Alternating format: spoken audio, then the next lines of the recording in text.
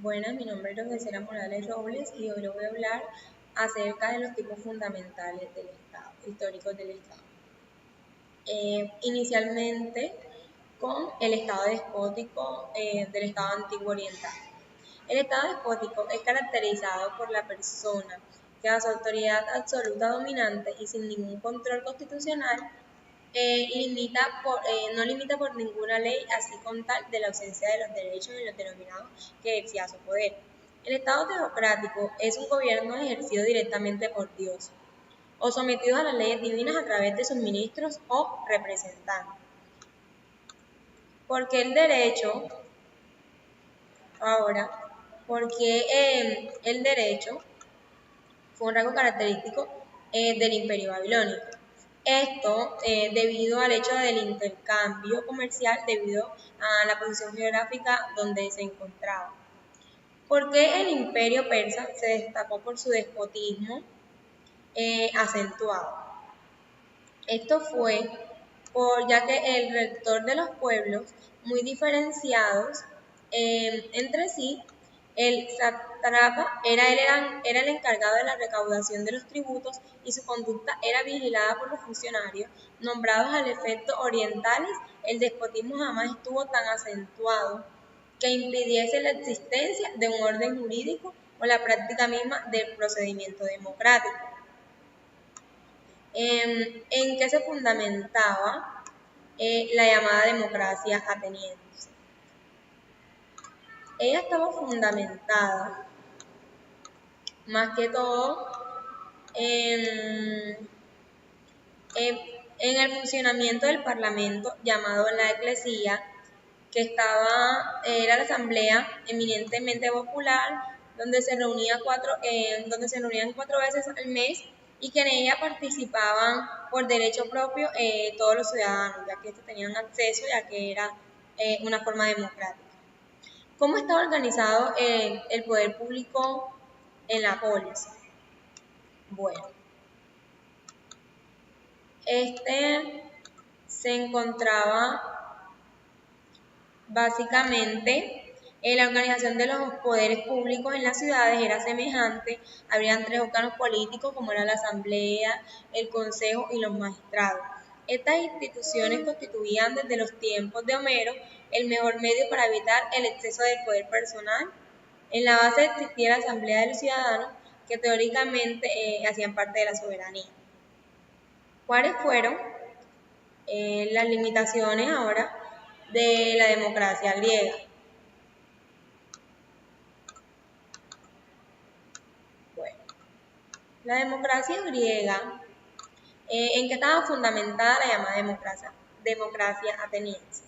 Ella estaba básicamente fundada en el funcionamiento del parlamento llamado la eclesía. Esta asamblea eminente popular, donde se reunían 4 veces al mes.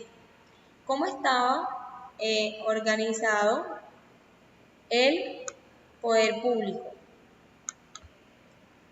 El poder público, la organización de los poderes públicos en las ciudades era semejante. Habían 3 órganos políticos. ¿Cuáles fueron las limitaciones de la democracia griega? No obstante, en su aplicación de la práctica, la democracia griega tuvo sus limitaciones. De una parte, en ella se mantuvo la esclavitud, que aunque con menor rigor que en otras civilizaciones, por otra parte, respecto a los extranjeros, se mantuvieron limitaciones en cuanto al ejercicio de sus derechos. Incluso por la iniciativa del propio Pericles Atenas, que adoptó en este sentido una legislación de carácter racista. ¿Cómo era la organización política en Roma? Prescindiendo de las leyendas que envuelven sus primitivos tiempos, lo cierto es que la ciudad fue gobernada durante los primeros siglos y medio por reyes electivos designados por una asamblea de ciudadanos notables, descendientes de los primitivos pobladores y asistidos en su gobierno por un senado compuesto por ancianos, donde la ciudad estuvo poblada principalmente por tribus sabinas, latinas y etruscas. Ahora, ¿cuál fue la institución política más influyente de Roma y por qué? El Senado romano, sin duda, fue la institución más importante e influyente en Roma. Durante la República se constituyó en la última instancia frente a las continuas desavenencias y conflictos entre los magistrados y las asambleas, compuesto por 30 miembros que se reunían en curia frente al foro a requerimiento del cónsul de turno. Ahora, ¿cuáles fueron las etapas de la organización constitucional de Roma? Desde el punto de vista de su organización, esta puede dividirse en 4 etapas: la de la formación y consolidación de la República, la de la transformación de la República, la de la revolución plebeya, la del advenimiento del imperio. ¿En qué consiste el Estado feudal?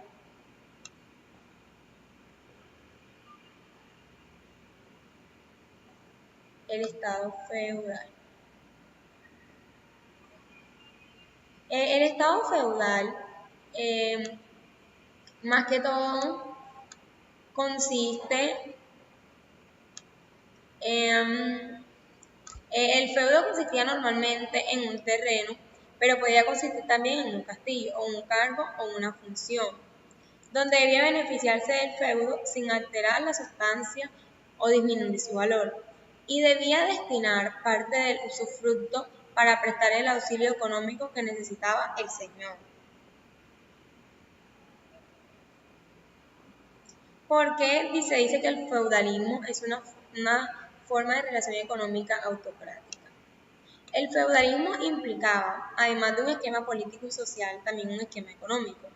Era una forma de relación económica eminente autocrática. La autarquía supone el autoabastecimiento de lo que da la tierra, limitándose los integrantes del feudo. Se limita a una manutención dependiente de que ellos mismos cultivan y de los ganadores que criaban. ¿Qué se conoce como Carta Magna y cuál fue su importancia? La Carta Magna, los varones aprovecharon de la debilidad real para preparar un documento, la Carta Magna, en el cual hacían constatar sus derechos específicos frente a la corona. La Iglesia introdujo en ese documento todo género de cláusulas concernientes a la libertad de la Iglesia y a las reformas de la justicia y el derecho, que no solo afectaba a los varones, sino también a los caballeros, a los habitantes urbanos, a los comerciantes, entre otros. El Estado estamental. ¿En qué consiste el Estado estamental? El Estado estamental se hace nombre al fenómeno que, como resultado del feudalismo, de la atomización del poder que este sistema engendró y la disputa por la soberanía entre las potestades temporal y espiritual, se presentó en Europa en los últimos siglos de la Edad Media, hasta el comienzo del Renacimiento. Esa situación hizo que la sociedad europea, de ese entonces tuviera una base estamental, lo cual significaba que ésta estaba estructurado gradual y jerárquicamente, de tal manera que cada uno de sus eslabones era titular casi exclusivo de un conjunto de derechos que se traducían en verdaderos privilegios. 3 aspectos importantes del pensamiento político de Santo Tomás de Aquino en su criterio. Esto sería la relación entre teología y filosofía, entre la fe y razón, su pensamiento sobre diversos aspectos de la vida del hombre y la sociedad y las relaciones de aquellos, y el pensamiento de este. Ahora, el Estado absolutista y los Estados nacionales. ¿A qué se llama Estado absolutista y cuál es su característica principal? La principal característica de este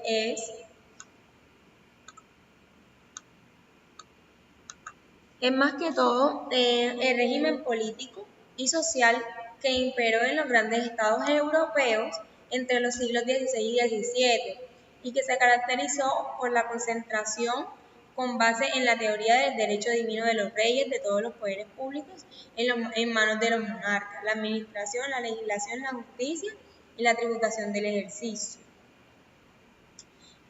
¿Cuáles fueron los 5 factores que contribuyen al pasado del Estado absolutista al burgués liberal?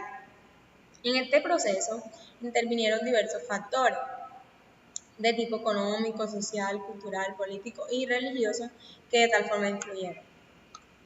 Bueno, muchas gracias por la atención prestada. Esto fue todo. Espero que le haya quedado un poco más claro. Gracias a esta video presentación. Buen día, hasta luego.